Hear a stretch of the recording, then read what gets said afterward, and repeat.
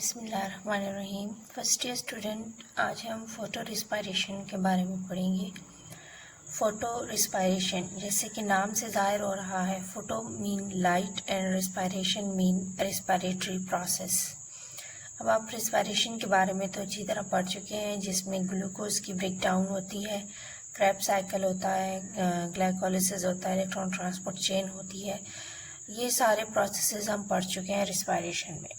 अब हमारे पास एक नया टर्म है जिसका मतलब है फोटो रिस्पायरेशन। वो टर्म, उसका मतलब क्या है? फोटो रिस्पायरेशन एक ऐसा प्रोसेस है रिस्पायरेशन का जो लाइट की प्रेजेंस में होता है और ग्रीन प्लांट्स में होता है। ठीक है, यहाँ पर मैं कुछ सिमिलैरिटीज़ और कुछ डिफरेंसेस आपको बताऊंगी फोटो रिस्पायरेशन की और रिस्पायरेशन प्रोसेस के बीच में। ये डिफरेंसेस आपकी बुक में नहीं है और ना ही ये सिमिलैरिटीज़ हैं, इसलिए आपने ये चीज़ें अपने रजिस्टर पे नोट करनी है। सो फोटो रिस्पायरेशन में अगर हम सिमिलैरिटीज़ को देखें तो both respiration and photo respirations occurs in green plants. ठीक है, ग्रीन प्लांट्स में ये प्रोसेसेस होते हैं। बोथ यूजेस ऑक्सीजन, दोनों ऑक्सीजन इस्तेमाल करते हैं। ठीक है, and both produces carbon dioxide in the end. ज़ाहिर है, आपको पता है कि रिस्पायरेशन के प्रोसेस में हम ऑक्सीजन इस्तेमाल करते हैं, ऑक्सीजन को इनहेल करते हैं और as a result in turn हम कार्बन डाइऑक्साइड प्रोड्यूस करते हैं। तो यही प्रोसेस यहाँ पे हो रहा है कि ऑक्सीजन यूज़ हो रही है और कार्बन डाइऑक्साइड प्रोड्यूस हो रही है। अगर अब हम डिफरेंसेस की बात करें तो जो फोटो रिस्पायरेशन है, यहाँ पे इस साइड पे फोटो रिस्पायरेशन की है और इस साइड पे हमारे पास रिस्पायरेशन है। ठीक है, photo respiration occurs only in green plants, जबकि रिस्पायरेशन का प्रोसेस जो है it occurs in aerobic and anaerobic organisms, यानी तमाम ऑर्गेनिज्म में ये प्रोसेस होता है। ये जो प्रोसेस है ये सिर्फ ग्रीन प्लांट्स में होता है, ये जो प्रोसेस है ये तमाम ऑर्गेनिज्म में होता है। ये लाइट डिपेंडेंट प्रोसेस है जो कि सिर्फ लाइट की प्रेजेंस में होता है। नाम से भी जाहिर है फोटो रिस्पायरेशन जो है वो लाइट की प्रेजेंस में होगा, जबकि रिस्पायरेशन एक ऐसा प्रोसेस है जो कि लाइट इंडिपेंडेंट है और प्रेजेंस और एब्सेंस दोनों में हो सकता है। अब आपको पता है रिस्पायरेशन हम लाइट हो या ना हो, हमारी रिस्पायरेशन या प्लांट्स की रिस्पायरेशन जो है वो स्टॉप तो नहीं हो जाती, इसलिए लाइट इंडिपेंडेंट प्रोसेस है रिस्पायरेशन। यहाँ पे ये है कि यहाँ कोई किसी किस्म की कोई ग्लाइकोलिसिस नहीं हो रही, क्रेब्स साइकिल नहीं हो रहा, इलेक्ट्रॉन ट्रांसपोर्ट चेन नहीं हो रही, लेकिन रिस्पायरेशन के प्रोसेस में ग्लाइकोलिसिस भी है, क्रेब्स साइकिल भी है और इलेक्ट्रॉन ट्रांसपोर्ट चेन भी है। ठीक है, नेक्स्ट हमारे पास जो डिफरेंस है वो ये है कि it is completed in 3 organelles. ठीक है, ये 3 ऑर्गेनेलीज, ये 30 नहीं है, सॉरी, यहाँ पर आपने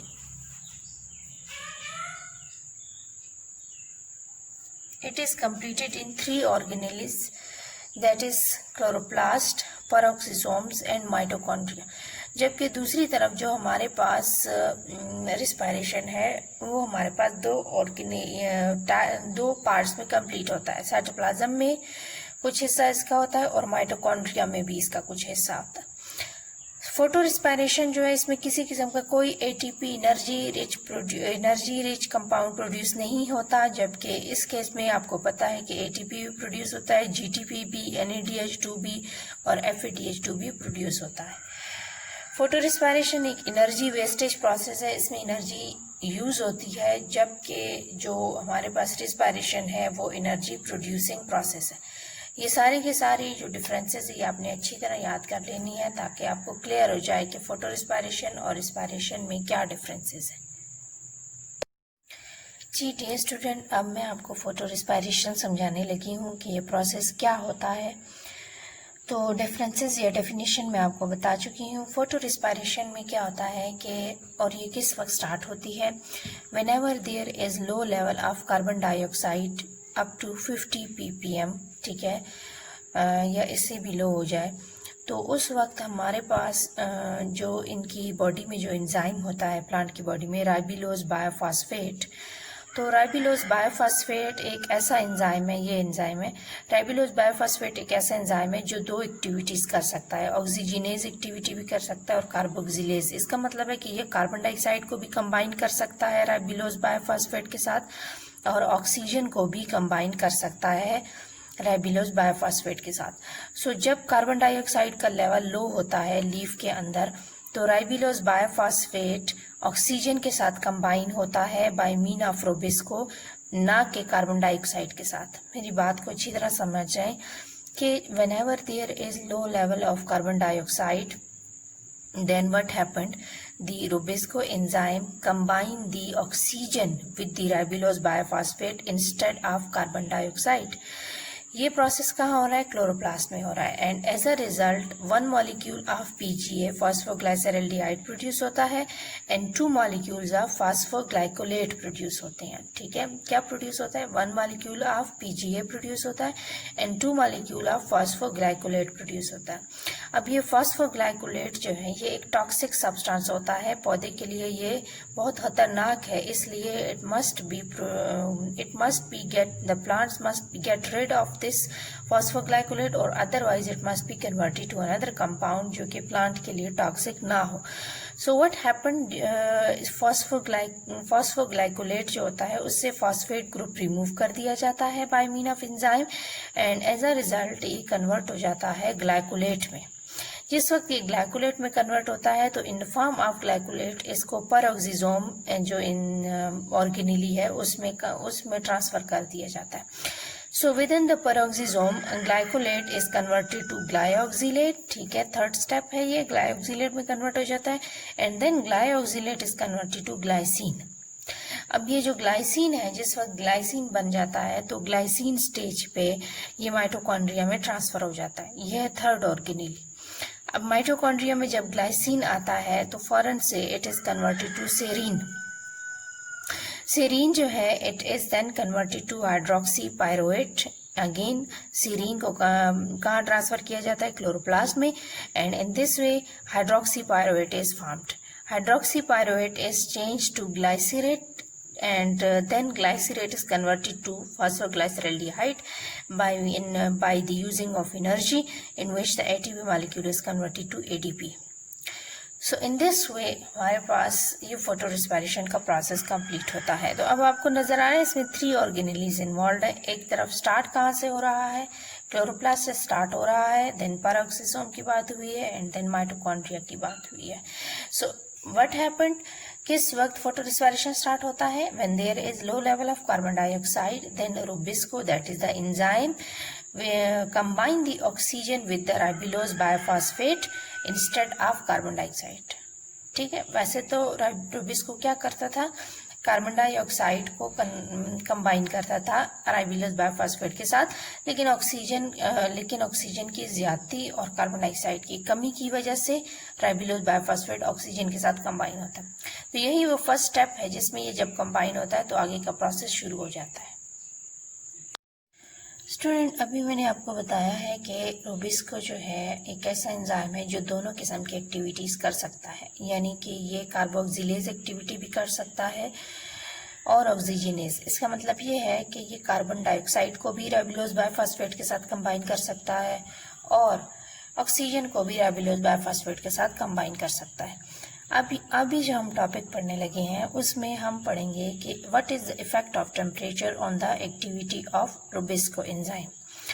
अब जो एक्टिविटी ऑफ रूबिस्को है it basically depend upon the concentration of oxygen and carbon dioxide in the leaves. So what happened in the hot dry day? Hot dry day में प्लांट्स एब्सिसिक एसिड बहुत ज़्यादा produce करता है। ठीक है, तो abscisic acid की excessive secretion की वजह से, ज़्यादा प्रोडक्शन की वजह से प्लांट्स क्या करते हैं? स्टोमेटा क्लोज कर देते हैं। स्टोमेटा आपको पता है ओपनिंग्स हैं, ठीक है, लीव्स के अंदर ओपनिंग्स हैं जो कि जिसके थ्रू गैसियस एक्सचेंज का प्रोसेस होता है। सो जब स्टोमेटा क्लोज हो जाते हैं तो व्हाट हैपन, कार्बन डाइऑक्साइड जो है जो कि लीफ के अंदर मौजूद होता है वो कंटिन्यूसली फोटोसिंथेसिस में इस्तेमाल होता रहता है। ठीक है, एंड एज अ रिजल्ट जो ऑक्सीजन प्रोड्यूस हो रही है फोटोसिंथेसिस के रिजल्ट में वो कंटिन्यूसली वहाँ जमा होती जा रही है, because oxygen produces in the leaves are not able to move out क्योंकि स्टोमेटा क्लोज है। As a result what happened, oxygen की कंसंट्रेशन इंक्रीज होना शुरू हो जाती है और कार्बन डाइऑक्साइड की कंसंट्रेशन डिक्रीज होना शुरू हो जाती है। सो जब ऑक्सीजन की कंसंट्रेशन इंक्रीज होना शुरू हो जाती है, तो आपको पता है अभी भी मैंने यही समझाया है कि रुबिस्को जो है वो ऑक्सीजन के साथ कंबाइन हो जाए, राइबोलोज बायोफॉस्फेट ऑक्सीजन के साथ कंबाइन हो जाए तो फोटो रिस्पायरेशन स्टार्ट हो जाती है। सो एज अ रिजल्ट क्या होता है, रुबिस्को क्या करता है, ऑक्सीजन को राइबोलोज बायोफॉस्फेट के साथ कंबाइन करता है, जिसकी वजह से फोटो रिस्पायरेशन स्टार्ट होता है।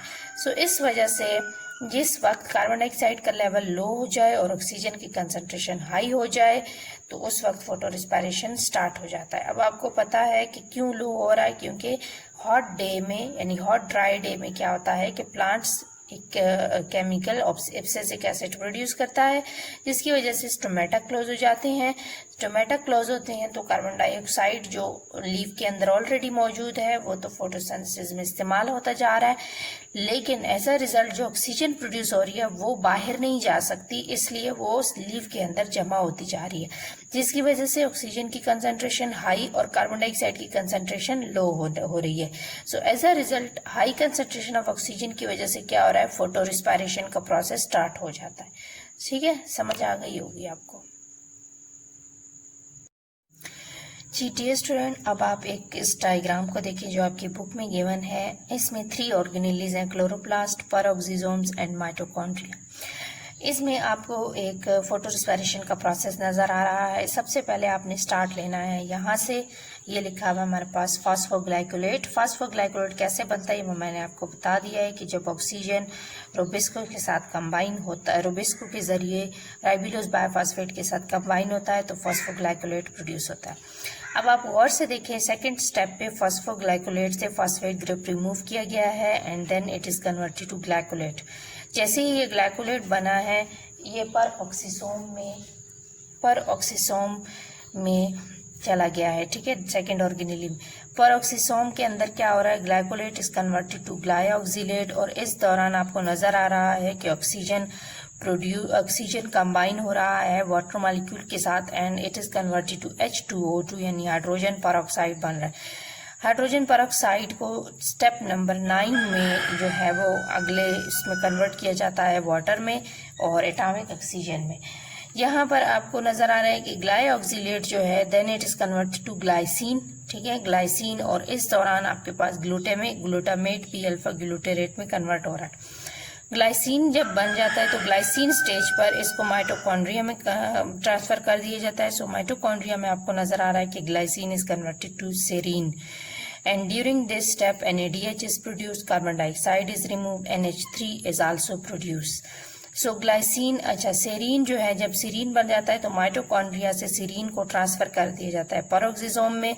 Serine is then converted to hydroxypyruvate and during this stage remaining glyoxylate in the peroxisome are also again converted to glycine. So hydroxypyruvate जो है then it is converted to glycerate. During this stage again NADH is converted to NAD positive, यानी यहाँ भी energy use हुई है। So next step में जब ग्लाइसरेट बन जाता है तो glycerate is converted to three phosphoglycerate because यहाँ पे फॉस्फेट ग्रुप अगेन इसमें ऐड हो जाता है। ATP is converted to ADP, energy यहाँ फिर से यूज हुई है। तो ये तो हमें समझ आ गया है कि photo respiration energy wastage process है। इसमें प्लांट जो है वो अपनी एनर्जी यूज करके ये प्रोसेस कर रहा है, इसलिए प्लांट को इसमें फायदा कोई नहीं है, जबकि प्लांट को इससे वजह से नुकसान होता है क्योंकि उसके एनर्जी रिच कंपाउंड यूज हो रहे हैं, प्रोड्यूस नहीं हो रहा है बल्कि उल्टा यूज हो रहे हैं। इसलिए फोटो रिस्पायरेशन जो प्रोसेस है ये पौधों के लिए अच्छा प्रोसेस नहीं है।